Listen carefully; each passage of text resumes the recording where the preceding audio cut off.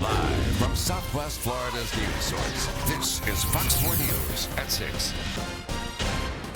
First on Fox, completely underwater with record rain. Rounds of heavy thunderstorms sparking flash flooding all over Collier County at this hour, knocking out power and turning several roads into rivers, leaving them barely drivable.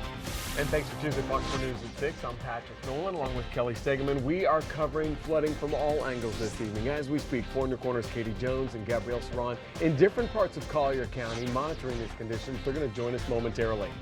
But first, a quick look at a very active Viper radar as it's giving us a broader look at this system and showing which areas are being hit the hardest. Storm Patrol's Jim Stein tracking these storms, joining us now with the very latest. Jim. Definitely a crazy day in Southwest Florida. The statistic of the day, and this just came in the last 15 minutes, we set a record today in Naples at the airport with 6.45 inches of rain, 6.5 inches of rain. You know what the old record was? 2 inches. We shattered the record. In some sections of Collier County, we've actually picked up over 7 inches of rain when you compare what fell late yesterday and then again today. Here's a look at Storm Patrol Viper showing us that things are starting to get a little bit drier. However, there's more rain out here in the Gulf of Mexico.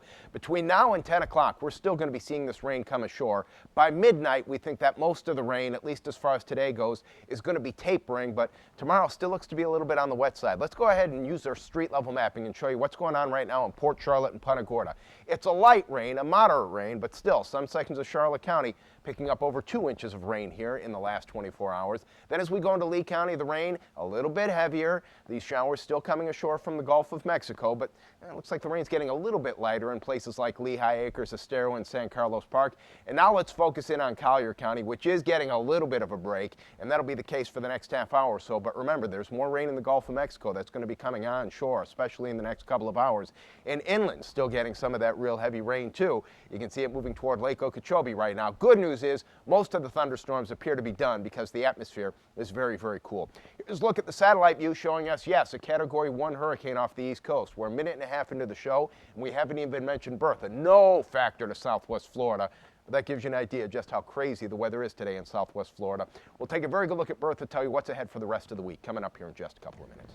Okay, Jim, thank you. Now, there are several roads in Collier County underwater. The sheriff's office urging you to take it slow and try not to drive over any flooded streets. One of the areas hit particularly hard is near Coastland Center Mall in Naples. That's near Golden Gate Parkway and Goodlet Frank Road. 4 in your corners' Katie Jones is there right now talking to some people who actually helped push cars out of the flooded streets. Katie?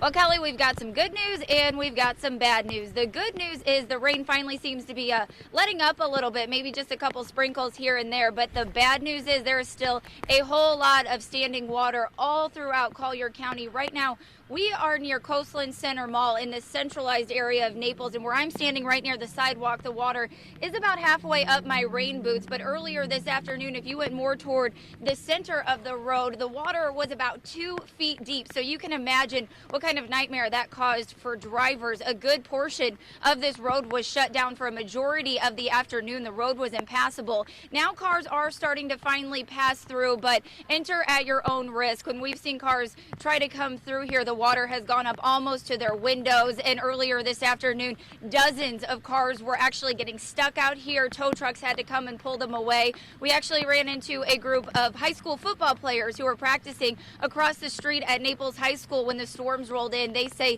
they noticed all of the cars getting stuck, and so they decided to jump in and help them. Take a listen. We were pulling cars out of the road at first because there's like at least 60 cars out here, and we were just pulling them all out. As we passed through here, there was a couple cars just at their windows just sitting here, and we're like, oh, well, I guess we're going to help. And the waters do seem to actually be going down a little bit just in the past couple of minutes, but we're going to stay out here and monitor these floodwaters and be back with a live update in just a few minutes. We are live in Naples. Katie Jones, Fox 4 in your corner. Thank you, Katie. Our team coverage continuing now with 4 in your corners, Gabrielle Saran, who joins us live from Ridge Street right near Goodlet Frank Road in Collier County. And Gabrielle, what are the conditions like where you are? Patrick, Kelly, this is the most rain we've had in a 24-hour period, and boy, is that clear here on Ridge Road. Take a look. The water covers my feet and goes up to my ankles, and if you take a look to my right, you can see the tires of this blue van and of this white car are also dealing with water. The lawns here of these houses along Ridge Street in Collier County are just dealing with inches, almost a foot of rain. And if you take a look here at the actual street to my left, you can see that it looks like a lake of water. In the past hour that I've been here, I've seen about a dozen cars carefully try to make their way through the water. I even saw a UPS truck dedicated to delivering the mail one by one to every single one of these mailboxes. A lot of the residents who live here tell me that they're just concerned that this street is still open. Take a listen. I just think people they're going very fast through like almost what looks to be a foot of water back there. So I think that's kind of, especially if you have a low car, it's, you know, you could ruin your car.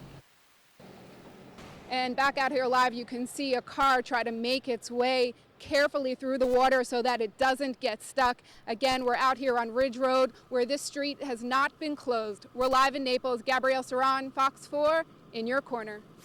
All right, Gabrielle, thank you. And the weather started early today. Check out this eerie sight off of our coast this morning.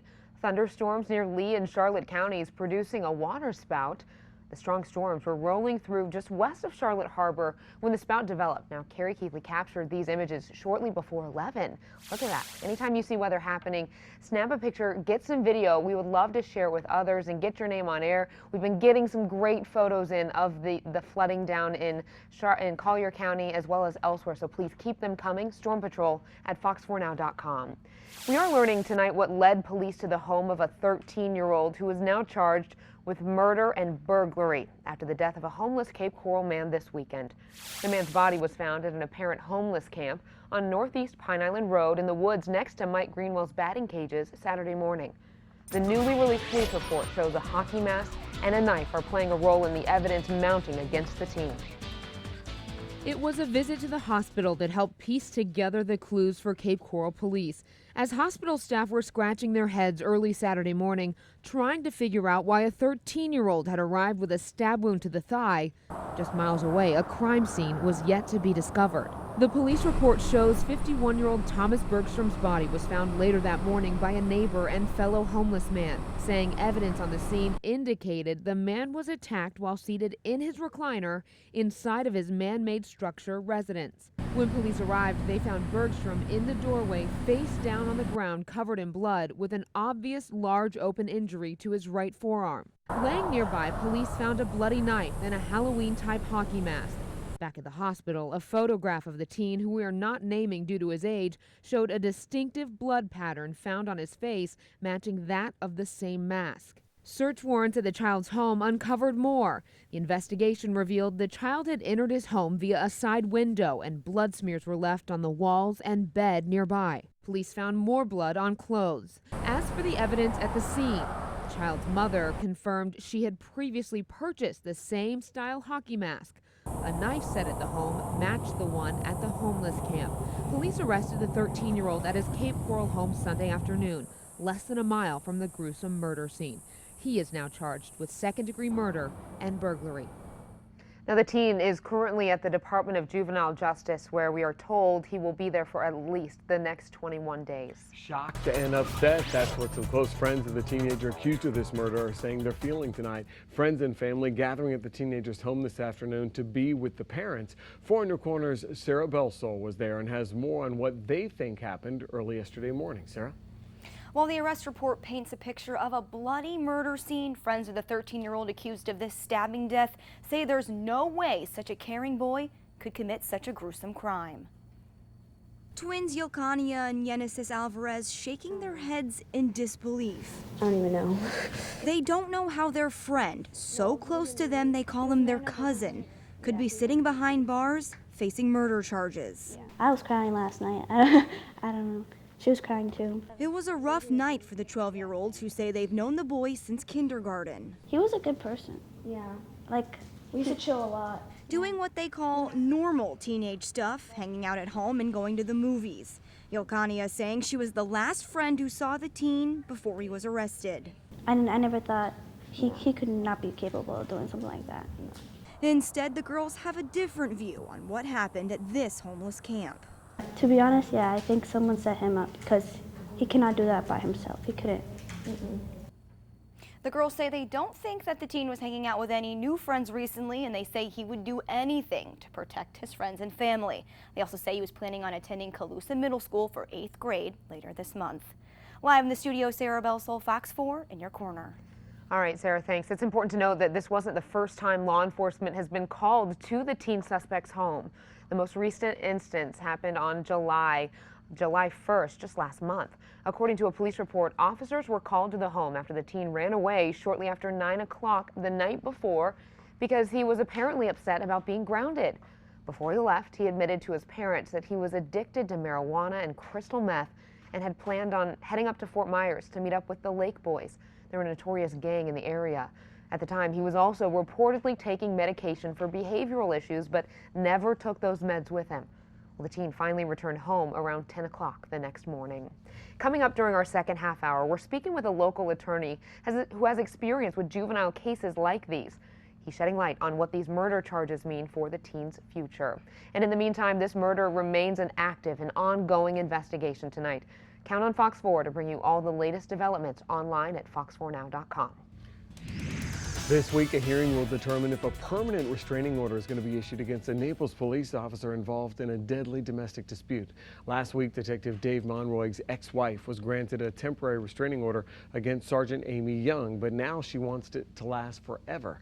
This after Monroig was fatally shot and Young was seriously hurt during a confrontation at their Estero home in June. The injunction, which includes her 3 kids, claims that Young shot Monroig in the head and then tried to kill herself while the children were inside the home. The hearing is set for this Wednesday at 10:30 in the morning. Fort Myers police investigating a shooting that happened around 11 this morning at the intersection of Broadway Avenue and Bremen Avenue. Officers say a man fired a shot into a tailgate of a truck while it was headed east on Bremen Avenue. Thankfully, the driver was not hurt. The suspect, described as a tall, whiter Hispanic man in his 20s, wearing a black tank top and tan shorts. He had short black hair and light facial hair. If you have any information, you can call Fort Myers Police at 239-321-7700 or call Crime Stoppers at 1-800-780-TIPS. A Southwest Florida family having some trouble with a towing company after their loved one had a heart attack. Fox 4 is working to get them answers. Construction on a bridge could mean you'll have to slow down, but does that mean on the road or on the water? We're sorting it out for you. Is Governor Rick Scott trampling on your voting rights? Why the nation's top attorney says yes, just ahead. But first, we are staying on top of breaking news in Collier County. Take a look at this. Heavy rains leading to major flooding in the area. A live report next. Record-setting day rainfall-wise in much of Collier County. Still a lot of heavy rain out there. Tell you what's ahead for the rest of this evening. And yes, there's some much drier weather in the forecast. I'll tell you when that's going to be here coming up.